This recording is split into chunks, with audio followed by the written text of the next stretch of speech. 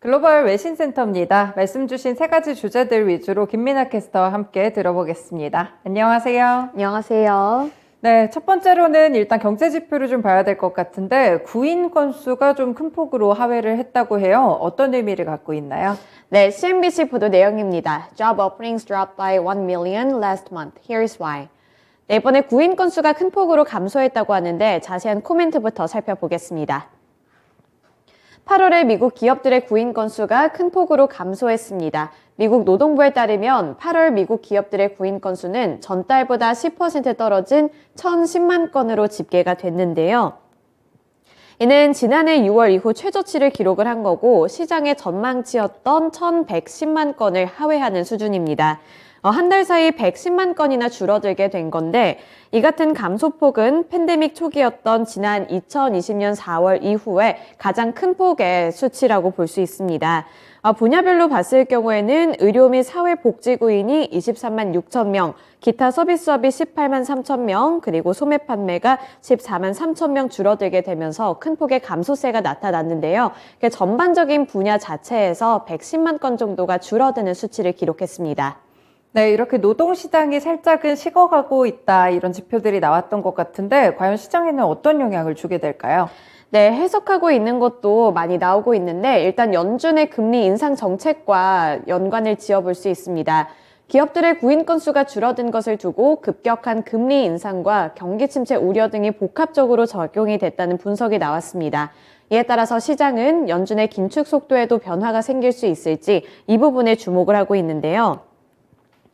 그동안 미국의 노동시장을 봤을 때 구직 수요가 구인 수요보다 더 적은 타이트한 상태를 이어왔습니다. 결국에는 일을 하려고 하는 사람들보다 일손을 필요로 하는 사람들이 더 많았기 때문에 이러한 부분들에서 밸런스가 맞지 않다는 의견이 많이 나오고 있는 상황이었는데요. 이러한 상황 속에서 임금은 계속해서 올랐고 이 때문에 인플레이션 압력까지 가중되고 있다는 이런 좀 분석이 나오면서 원인 중 하나로 지목이 되어 왔습니다. 따라서 이렇게 노동시장의 수급 불균형이 어느 정도 완화되는 모습이 나온다면 연준 쪽에서 좀 밟을 수 있는 절차도 달라질 수 있다는 분석이 나오고 있는 건데요.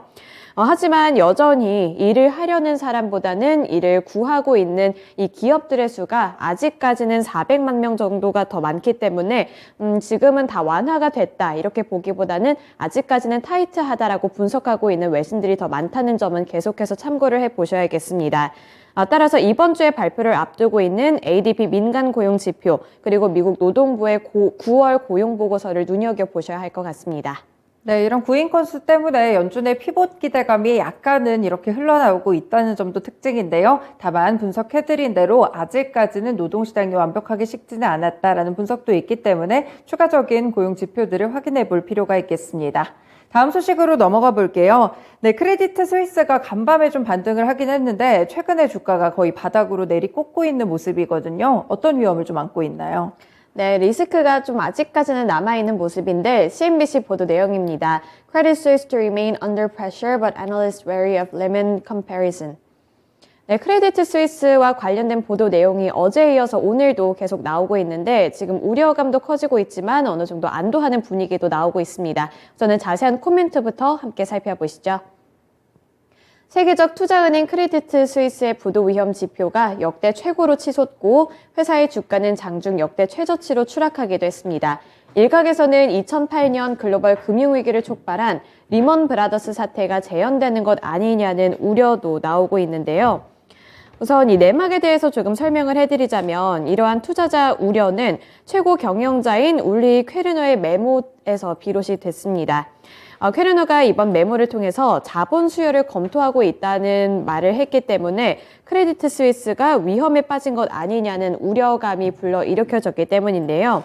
하지만 이 CEO는 투자자들에게 자본 수혈 문제로 접근한 적이 없다고 발뺌을 했지만 그럼에도 불구하고 시장은 요동치는 모습을 나타냈습니다.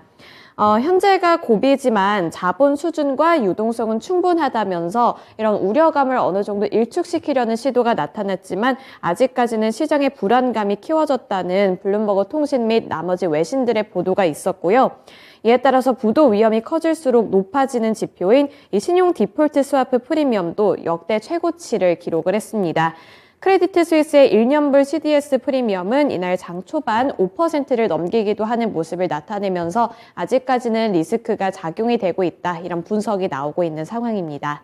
크레디트 스위스를 두고 또 의견이 상당히 좀 분분하다고 하는데 어떤 의견들이 부딪히고 있을까요? 네, 우선은 이렇게 리스크에 조금 더 무게를 싣는 분석도 나오고 있지만 시장 일각에서는 이렇게까지 우려할 일은 아니다. 이런 의견 두 가지가 나오고 있는데요. 바로 자세한 멘트부터 함께 보겠습니다. 영국의 파이낸셜 타임스 쪽에서는 2008년 금융위기 때 스위스 일반 은행들의 수치보다 높다고 말을 했습니다. 반면에 블룸버그의 폴 데이비스 애널리스트는 사람들이 상상하는 것처럼 위기에 처한 것은 아니라고 선을 그는 말을 했는데요. 우선 시장에서는 이렇게 크레디트 스위스가 출렁이는 것을 보고 리먼 사태를 떠올리고 있는 의견도 있습니다. 그때 금융위기를 촉발을 한 것처럼 이쪽에서 많이 흔들려서 이게 좀 많이 퍼지는 것 아니냐 이런 우려감이 나오고 있는 반면에 그저 해프닝으로 끝났던 2016년 도이치뱅크 사태에 더 가깝다는 지적도 나오고 있어서요.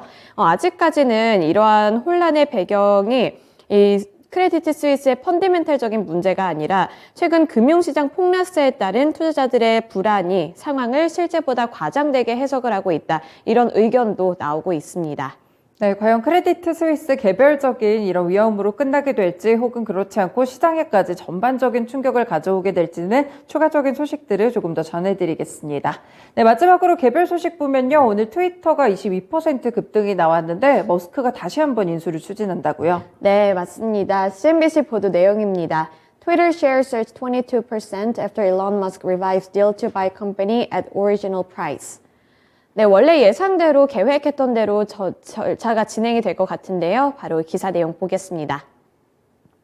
일론 머스크가 원래대로 트위터 인수를 다시 진행한다고 밝혔습니다. 계약 조건은 주당 54.2달러, 총 440억 달러, 약 62조 8천억 원에 달하는 수준인데요.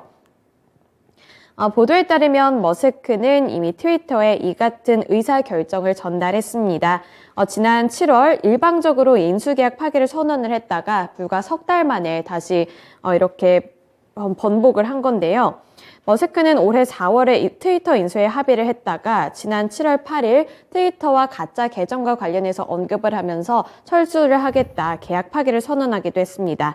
하지만 이번에는 승소 가능성이 낮다고 판단을 했을 것이라는 분석이 많이 나오면서 다시 한번 트위터를 제대로 인수하겠다고 말을 한 겁니다. CNBC 측에서는 며칠 내로 거래가 이뤄질 것이고 소송전도 없던 일이 될 것으로 내다봤는데요. 하지만 인수 계약서에 이제 최종적으로 서명을 하기 전까지는 아직까지는 좀 더 지켜봐야 한다는 의견도 나왔습니다. 네, 법정 싸움을 앞두고 일단은 머스크가 의견을 선회했습니다. 과연 싸움에서 좀 이길 가능성이 낮다고 판단을 한 것인지 잠시 후에 좀 더 분석해 드리겠습니다. 네, 이렇게 세 가지 소식들 김민아 캐스터와 함께 봤습니다. 고맙습니다. 지금까지 글로벌 외신센터였습니다.